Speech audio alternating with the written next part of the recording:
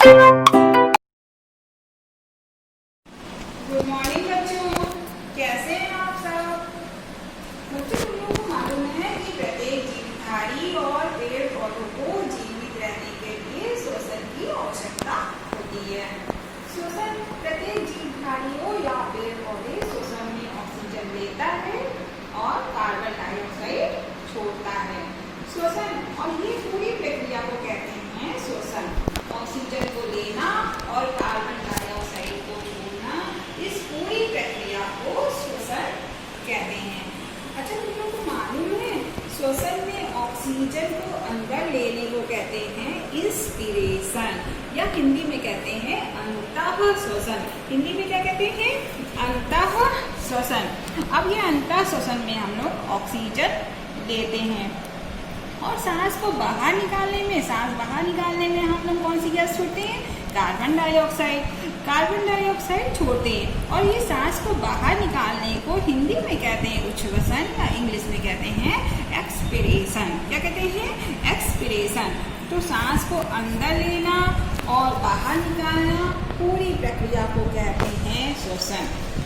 बच्चों, आज हम लोग जानेंगे कि मानव के श्वसन तंत्र के मुख्य कौन कौन से भाग हैं।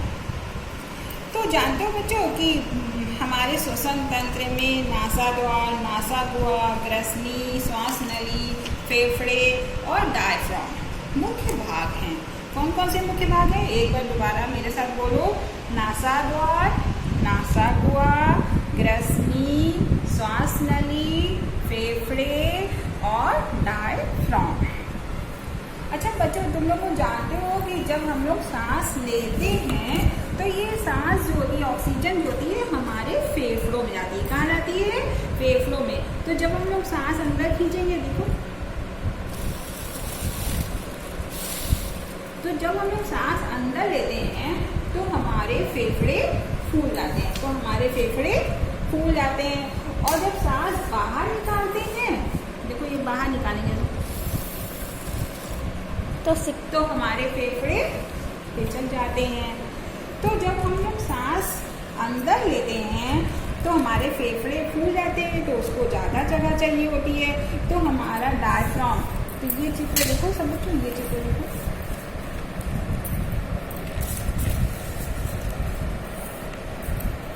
ये डायफ्राम है। ये डायफ्राम जो होता है नीचे आ जाता है, तो इससे इसका आयतन बढ़ जाता है। एक ये चित्र, ये देखो मॉडल, अब इसमें देखो ये डायफ्राम नीचे आएगा तो ये फूल रहा है, अंदर जा रहा है तो ये पिचक रहा है। देखो नीचे तो फूल रहा है, अंदर जा रहा है तो पिचक रहा है। तो यानी जब हमारे फेफड़े फूलते हैं तो हमारा डायफ्राम नीचे आ जाता है, और जब हमारे फेफड़े पिचकते हैं तो डायफ्राम अपनी जगह पर स्थिर हो जाता है। याद रखोगे ना बच्चों? अच्छा, अब हम लोग एक लाइन से चलते हैं सारे पार्ट्स के में। सबसे पहले हमारी सांस, जब ऑक्सीजन कहाँ गई? नासाद्वार में। कहाँ गई? नासाद्वार में। अब नासाद्वार यानी हमारी नोस्ट्रिल यानी नाक, नोस्ट्रिल यानी नाक। अब वहाँ से होते हुए नासा गुहा में गई, यहाँ से प्रवेश किया और नासा गुहा में गई। अब नासा गुहा में जानते हो छोटे छोटे महीन बाल होते हैं और श्लेष्म की ग्रंथियाँ होती हैं। अब ये जो महीन महीन बाल होते हैं और श्लेष्म की ग्रंथियाँ जो कि लसलसी या चिपचिपी होती हैं, तो इसमें क्या होते हैं? महीन महीन बाल या जो रोए होते हैं ना, इसमें धूल के कण चिपक जाते हैं। धूल के कण या कीटाणु होते हैं बाल से रुक जाते हैं और श्लेष्म में चिपक जाते हैं। अब वो श्लेष्म से चिपक के आगे नहीं जा पा रहे हैं, अब वो वहीं पर रुक गए। अब हमारी ऑक्सीजन आगे बढ़ी, नासा गुहा से होते हुए कहाँ गई? ग्रसनी में। कहाँ गई? ग्रसनी में। अब ग्रसनी से हमारी ऑक्सीजन कहाँ गई? श्वास नली में। अब वो श्वास नली आगे चल के दो भागों में बढ़ जाती है। श्वास नली यानी ब्रोंकस दो भागों में बढ़ जाती है। ये देखो ध्यान से, इधर देखो, अब इस मॉडल में देखो, ये दो भागों में बढ़ गई। अब ये दो भागों में बढ़ गई, इसको कहते हैं ब्रोंकियोल्स। क्या कहते हैं? ये ब्रोंकस जो है, ये जो श्वास नली थी, ये दो भागों में बढ़ गई, इसको ब्रोंकस कहा। अब ये ब्रोंकस और महीन महीन भागों में बढ़ती जाती है, इसको कहते हैं ब्रोंकियोल्स। अब ये ब्रोंकियोल्स होती है, ब्रोंकियोल्स के सिरों पे देखो एक छोटी छोटी कोपिका नुमा संरचना दिखती है, इसको कहते हैं एल्वुलाई। इसको क्या कहते हैं? एल्वुलाई। अब ये जो एल्वुलाई की झिल्ली बहुत महीन होती है, तो इससे होके ऑक्सीजन खून में मिल जाती है। ऑक्सीजन किसमें मिल गई? खून में मिल गई। अब ये खून के साथ ऑक्सीजन पहुंची पूरे शरीर की कोशिकाओं में, एक एक कोशिकाओं में।